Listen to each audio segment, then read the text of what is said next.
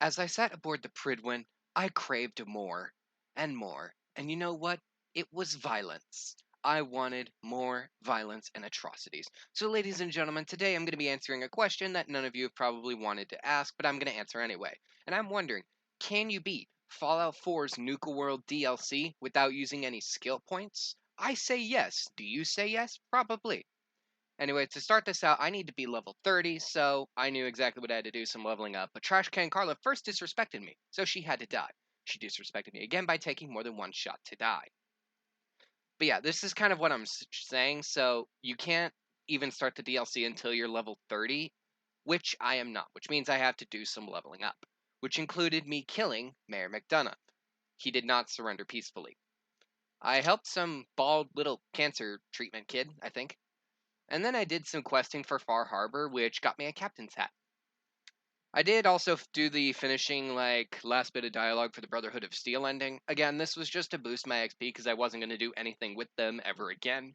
They didn't need to know about the atrocities that I would soon commit. Got a jetpack mod I can't use anyway, so whoop-de-doo. I even returned to the lighthouse where I was confronted with the scariest enemy, the Rad Chicken. This beast could have killed me if it wanted to. Fortunately, it did not. And I also noticed that Liberty Prime actually moves out there on his own. I really didn't notice that for a long time. Kind of cool. Anyway, finally, after I'd achieved level 30, I arrived, and me being me, I realized that, I'm going to miss some shots, but you know what? That's perfectly fine. And then do you want to know what ruined all that?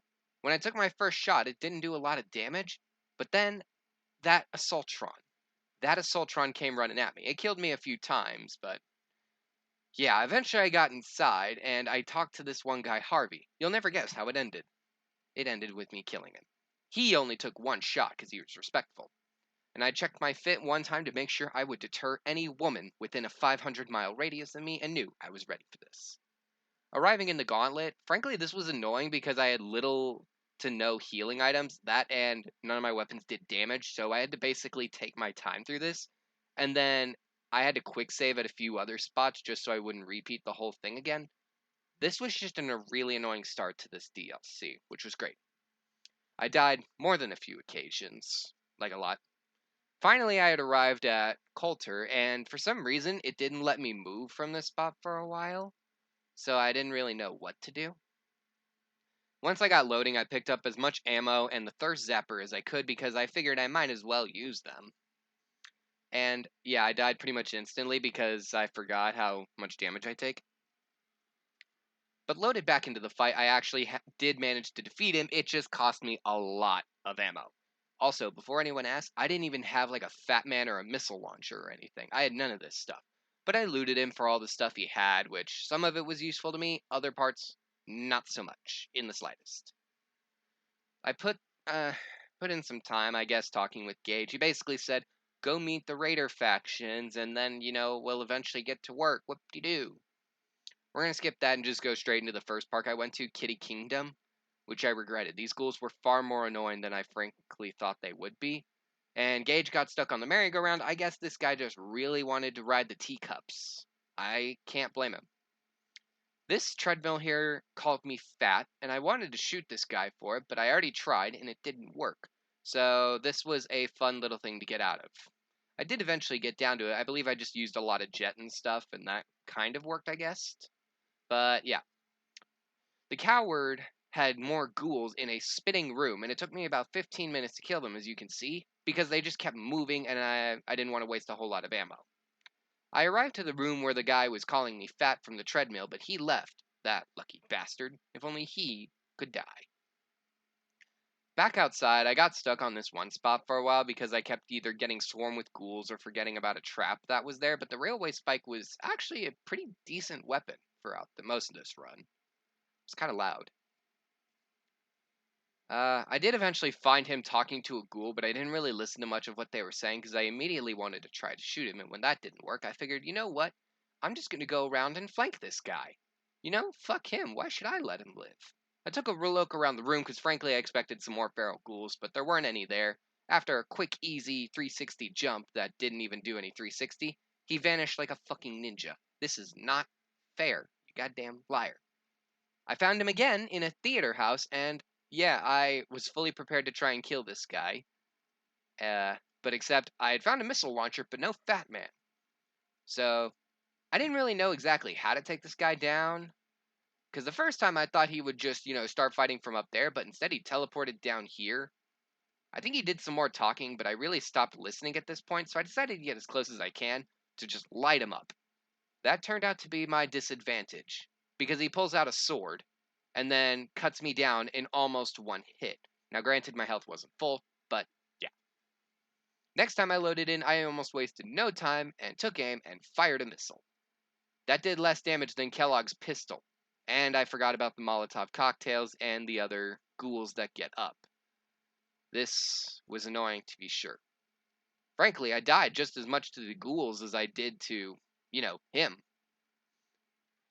Frankly, yeah, the hard part was all the ghouls and shit. I mean, yeah, he was difficult, but it's just having multiple enemies and the fact I was low on health and I didn't have a lot of good armor. But eventually I did claim his throne for myself. I thought he was dead. But no. Apparently he had to save himself for this rooftop fight, where again, fuck him because I had just about no ammo. He tried to talk. I only speak one language in this DLC: war crimes. So I shot him in the face as much as possible with a machine gun. When that did not work because the other ghouls kept coming back to life and his sword does big damage to my brain and my heart, I knew I was in trouble. So I tried equipping my automatic shotgun. As you can probably imagine, it did not do all that much against him. Frankly, this whole entire boss fight just took way too long. I was so tired by the end of it. Here's the thing. He keeps teleporting, he uses stim packs, and the Molotovs are kind of annoying, and he teleports out of nowhere. Like, see? I don't even know what killed me. I eventually just had to start hiding and just chucking grenades at him over and over because they were my biggest damage attack that I had. Because, like I said, I was running out of ammo. Spray and pray was also great, but the problem is it was so inaccurate, it kind of became unreliable for most of it, unless if I was using VATS. And again, since I can't use skill points, I can't enhance myself, so I have a very limited amount. I also have the base amount that I had for most of the playthrough on my other stats. Well, I mean, I do. I gave this one to the disciples because I really hated the operators, and I figured these guys would just love a kitty kingdom. I was right. Next, I cleared out the Wild Westland, which was. I cannot even begin to describe how easy this section was. Like, everything died within a couple of shots from my shotgun that I used, because it's all just bloodworms and shit. Like, that's it. It's easy. Even the Bloodworm Queen was the only considerable hard thing, and almost instantly took it down in VATS. And I decided against that because, well, let's be honest, I wanted to have fun here, but again, this one was just the easiest out of all of them. And I found this beautiful teacup that I decided would have to go into my bedroom. And go into my bedroom, it did. I gave this one to the pack because I don't know why, really. I just don't like the fucking operators. They all basically scratch me as mama's boys. But anyway, I took the teapot back home and I was trying to figure out where to set it, but then I came into the problem with Fallout 4's movement system for this type of stuff. I don't know how to set it up right. So instead, I just kind of had to accept my fate eventually. I tried my best. I really did. Except it wasn't working. I eventually just settled for getting it stood up like this. It made my soul happy. What made me happier is discovering that there is a second one in this very area. So I immediately picked it up and knew I needed to have a double guardian over my bed. This would protect any and all women from going into my bedroom and scaring me while I slept just by existing. Nuka World's space themed was annoying for the same reason as the others. Ammo. Alright, I had the health items, or I had enough to get me through most of this, but ammo was a concern. This power armor was tempting me, but as I'm not allowed to use power armor, I had to give it up and fight more robots in a vault. Or a fake vault, I guess. This turret killed me in the funniest way possible. When I was trying to line up my shot and thought it couldn't see me, it decided I should not live, and it sent me for a joyride. I did not like it much. This is Soltron. That's not an Assaultron. What the fuck is that? It's not a sentry bot. You know what it is.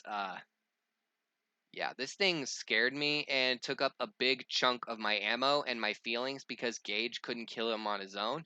By the way, I ran out of alien blaster ammo a while ago, so that was no longer an option. Yay. I hate this. Spray and Pray helped me again outside deal with these Novatrons. Again, I'm just starting to hate all of these robots. And Spray and Pray is good until it eats up your ammo and you still fucking die. This area I can easily say was probably the worst part about this whole park. Just because, yeah, that. Everything else, but like you can't even leave the area, so you're stuck in the arena, and there's no ammo in here. I basically just chugged as much healing items as I could because I was borderline out at this point, and then just hid behind a corner playing Ring Around the Rosie until I got it. Claimed it for the operators because, well, they are mama's boys or daddy's girls like my ex, but we still gotta go with our gut here and at least keep them. I next went to Safari Adventure. I thought I had the ammo for this. I did not. But this one was not nearly as hard as you would think it is. It's still hard, but not nearly as hard as I anticipated it whenever I figured out that I had to fight Death Claws over and over. Because I met Ceto, and he offered to help me, and I'm like, great, a third member. That means 3 people doing damage. Until you realize he's basically just got the super sledge, and that Gator Claw is annoying. Here's the thing. Gage was definitely doing more damage than I was, but I was still trying to help with my like 600 shots in my assault rifle. Frankly, I should have gotten a weapon that does more damage, but also I can't modify my weapons because I don't have any way of getting the repair skill. Or I guess the science skill. You know what I mean. Maybe. But yeah, this thing took a lot of shots, but I just did whatever I could and let Ceto and Gage do all of the work because I just at this point lost all and any fucks to give. The next part about this is pretty simple. Just after you shut down like the cloning facility, you just have to kill like I think it's 20 or 21 of these things all around the Safari Adventure. Not too bad. Long, but not bad. I claimed this one for the pack because I figured, they're animal themed, they might enjoy this. Hey, who knows, maybe they'll have fun with Ceto. Next up was the Nuka World's Refreshment. Let me just say this clearly. The others were mostly hard. Fuck this place to the extreme. Alright? Like, this one just sucked ass. I spent more than an hour trying to clear out from the entrance to where I am now. Which you might think, oh, that's might be a lot of progress. It's not.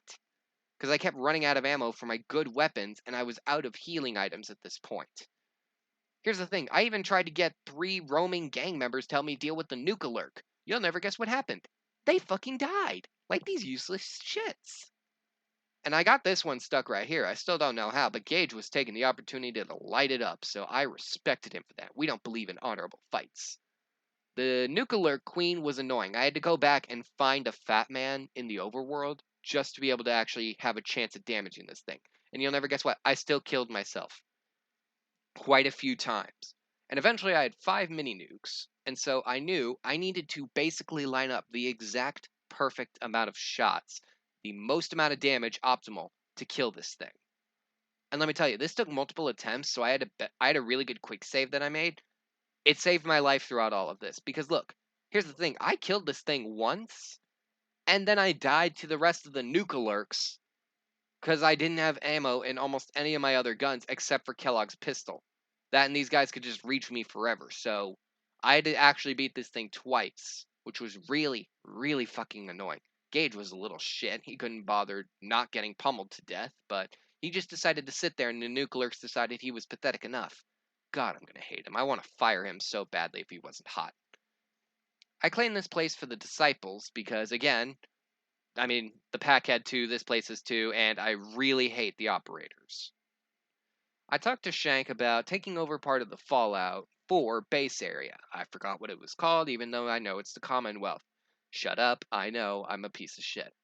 Anyway, we go through, and I meet up with the disciples because I decided to give it to them because they look cooler. I did give another settlement to the pack, but at this point I was full on just fucking the operators, man. Just fuck them.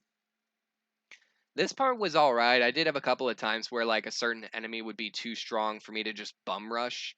Except I truly didn't believe that for a while, so I tried bum rushing all the time. I would eventually figure out that that didn't work. And then, shockers, the disciples. And by disciples, I mean the operators. I can't keep any track anymore, but the operators betrayed me, so they all had to die, and die they shall. I had a couple of moments throughout this spot where I got stuck just because like a couple of lucky enemy placements got me really fast, or the occasional like legendary feral ghoul, especially like the one you're about to see on screen. I don't know where the hell he came from, but I swear to God, one of my attempts, this guy mutated twice, and I was using spray and pray. How the fuck did he manage to survive that long? Anyway, outside, this fight took me longer than you would think, not because I died, but because of terrible circumstances. Good God, I can't speak English. But like, I would kill one of these guys, go to kill the other, and the other one would get up, and then, like one of the times, I don't know if it's the one you're seeing because I don't remember what editing me is gonna do. I think it is. But William, the guy who's somehow more bitchly than his sister, he straight up fell off of the building and I couldn't damage him. Like I killed his sister, but I couldn't kill this guy because he just fell off the building. Like what the fuck am I supposed to do? But eventually, I did manage to at least defeat Mags. I kind of just stopped trying to take both of them on at the same time and just was like, you know what? I will focus on one of you at a time. She goes down, and you know what? This is that attempt because you do have to fight the brother, but yeah, he's all the way down there, and I was not going to jump all the way down there just to kill him. So I did end up reloading another save eventually when I realized the NPCs couldn't kill him.